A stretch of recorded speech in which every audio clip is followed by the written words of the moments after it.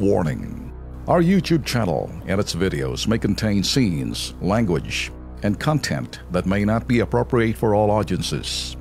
These videos include surveillance footage, undercover pursuit of suspects, actual police and rescue operations, and fearless confrontations.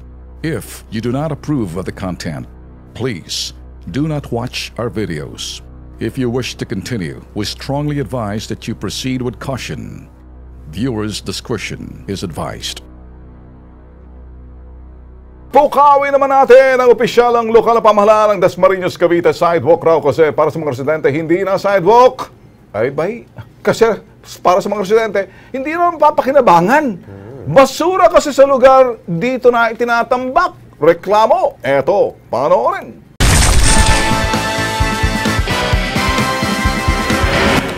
Nagiging normal ng tanawin ang mga basurang nakakalat sa mga lansangan at bangketa dahil ito sa walang habas na pagtatapon ng mga industrial at domestic waste. Nakababahala at nangangailangan ng agarang aksyon. Ngunit paano na lamang kung ang mga basurang itinapon mo bumalik sa iyo?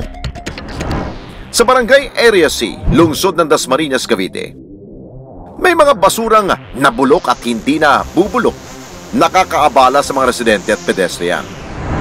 Mga sinunog na gulong at plastik ang nakahampalang sa sidewalk ang matatanaw sa naturang lugar. Ang problema, matagal na raw itong ganito ang sitwasyon. Dating palengke raw ang katabi ng sidewalk at naging tambakan na ng mga basura. Kaya't sa tinagal-tagal na raw ng panahon, ang karamihan sa mga basura noon nabubulok na. Ngunit ang perwisyo, natabunan na nito ang bangketa. Kaya tuloy ang mga pedestrian mismong sa kalsada na dumadaan. Sinasantabi na ang takot na baka malagay sa alanganin ang kanilang buhay. Pag-aalala rin ng residenteng si Marisa Velasco, 44 anyos. Nangangamba sila sa maaaring maging epekto nito sa kalusugan ng mga residente, lalo na sa mga bata. Talagang hindi maganda mo.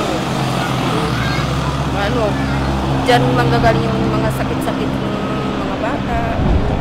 Kasi dahil sa mga basura na yan. Dagdag pa niya, nangangailangan na raw ito ng aksyon at solusyon sa lalong madaling panahon. Sa panahon talaga ngayon, yung malinis talaga ang paligid ko. Alis yung mga na yan. Ay nako Lex, alam nyo, yun ang sinasabi natin malimit. Kung kayo nakikinig sa aming anuman, probinsya man o nasa iba yung dagat, totoo talaga ang sinasabi ng mga dalubhasa. Makikita sa syudad, makikita sa lokal na pamahalaan kung anong klaseng pamumuno, kung sila may pakialam o wala silang pakialam. Dito sa Dasmariñas, pinupukaw namin, pukaw na mo diha sa Dasmariñas, Cavite. Gising na kayo. Oo, yung mayor pala ho nila dyan, yung dati hong congressman ninyo. Mayor! Ay, kilala ko yan. Sana po tayo? Barzaga. Barzaga. Ay, nako, Congressman Barzaga, mayor ka na pala dyan. Alam ko dati, maporma ka, ma-epal ka pagdating sa Kongreso. Aber, sige nga, magpa-epal ka rito. Ayusin mo na yan. Oh, kasi kung marunong. Utusan mo yung mga tauhan nyo sa City Engineering's Office or di kaya doon po sa mga namamahala po sa mga basura dyan. Okay.